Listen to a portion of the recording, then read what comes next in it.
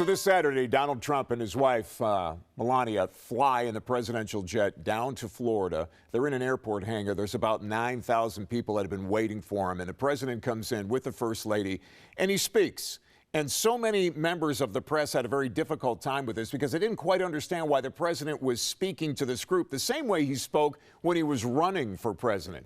Now he is the president of the United States. But one of the most interesting things as far as I'm concerned, and certainly within the last few days I've seen Trump with his with the news media event that he had last Thursday and what took place on Saturday.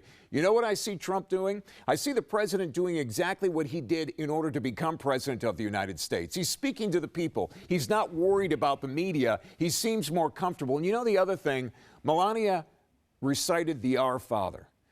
And it is amazing to me how well she did and how many people came out against her, suggesting that that should never be done. Matt, let me stop you. There are many hypocrites, demons, and devils who can recite the Lord's Prayer. That's one. Am I calling her that? No. But let's not get knocked out because she recited the Lord's Father. Hell, even Adolf Hitler claimed to be a Christian. Donald Trump is a man that's getting back to the very basics of what got him elected. He's bypassing the mainstream media. The mainstream media don't like that. In fact, they're angry with that man and hate him to a great degree because he does not give them access and give them the power that they want and are accustomed to having with presidents.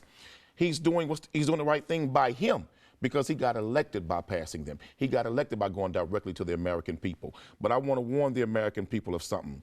Don't get caught up into this media hype of focusing on every small little thing with Donald Trump.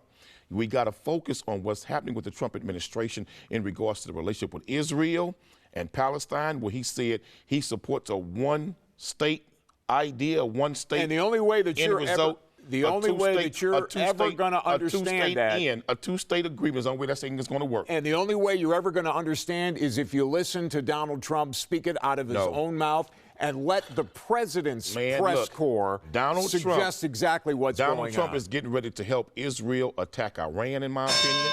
I believe he's getting ready to be in a conflict with North Korea.